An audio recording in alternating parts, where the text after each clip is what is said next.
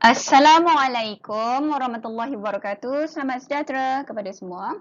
Hari ini kita akan sambung pembelajaran dalam bab kelima. Okey, subtopik yang terakhir sebelum masuk ke bab keenam iaitu kelebihan berniaga sebagai satu kerjaya. Okey, untuk pelajar perniagaan tingkatan 5, bab kelima. Okay, kita teruskan.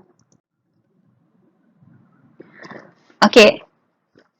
Yang pertama, apa kelebihan yang pertama? Yang pertama iaitu matlamat peribadi.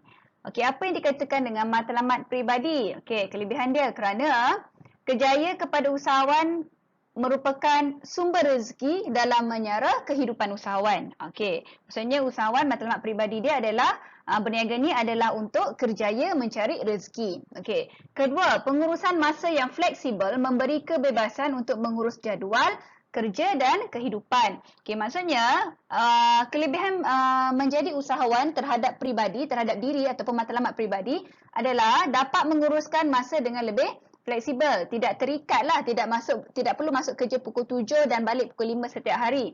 Okey, usahawan boleh orang kata mengurus atau menentukan masa yang sesuai untuk diri usahawan dan juga kehidupan dan juga kerja. Maksudnya untuk diri dan juga keluarga. Macam tu bebaslah nak mengurus jadual. Nak masuk pukul 8 boleh, nak masuk pukul 7 boleh, nak balik pukul 10 malam boleh.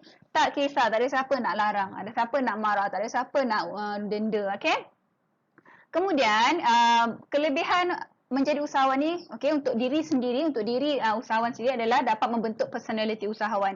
Usahawan akan menjadi lebih yakin, lebih tabah, lebih kuat, kembali kepada 13 ciri yang telah kita belajar tadi.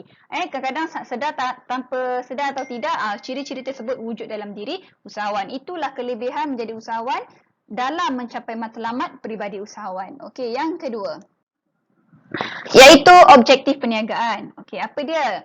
Okey, usahawan dia menyediakan banyak peluang perniagaan yang dapat mengurangkan pengangguran, ya. Kedua, memenuhi keperluan dan kehendak masyarakat, ya, memenuhi keperluan dan kehendak masyarakat, ya, dengan menyediakan barang dan perkhidmatan yang diperlukan oleh masyarakat. Contohnya pada dalam zaman kini masyarakat tak boleh keluar sesuka hati. Jadi perkhidmatan kurier atau perkhidmatan seperti Mofan, seperti Foodpanda, seperti GrabFood itu wujud. Bagi itu pun memenuhi keperluan dan kehendak masyarakat, ya. Okey. Yang ketiga adalah mengurangkan kebergantungan negara terhadap barangan import. Usahawan ni membantu negara daripada asyik bergantung dengan bahan import saja. Usahawan akan mencipta barangan setanding dengan barangan import. So, supaya kita tidak lagi bergantung dengan barangan import. Okey, yang keempat, membangunkan pembangunan dalam sesuatu kawasan melalui pelaburan yang dibuat. Pelaburan apa? Pelaburan seperti membuka kedai dekat situ. Okey, so membuka bangunan dekat situ, jadi memberi peluang kepada peniaga-peniaga kecil untuk berniaga. Itu contoh. Itu contoh. Okey. Okay, yang ketiga adalah keberuntungan perniagaan. Okey, kita tengok satu-satu. Okey, yang pertama adalah apa kelebihan kepada perniagaan sendirilah, keberuntungan kepada perniagaan, iaitu mendapat sumber manusia yang mempunyai kepakaran dan berpengalaman bekerja. Kedua, perniagaan itu dapat meluaskan pasaran, bukan setakat pada skala tempatan. Pergi ke skala negeri, pergi ke skala kebangsaan, pergi ke skala antarabangsa, peringkat zon, peringkat global dan sebagainya. Kemudian memantapkan imej perniagaan. Orang makin kenal, jenama kekal sehingga 50 tahun, contoh. Keempat, melaksanakan tanggungjawab sosial. Apa tu tanggungjawab sosial? Bersedekah ke, kan? Ataupun membina tandas ke, membina bus stop ke, membina taman permainan ke. Itu antara tanggungjawab sosial. Tak semestinya kita memberi itu sajalah. Tapi yang utamanya kebanyakan yang saya tengok ni adalah ramai yang memberi sumbangan lah. Yang saya tengok banyak dekat laman sosial. Okey. Keberuntungan perniagaan yang seterusnya adalah penggunaan peralatan dan teknologi terkini.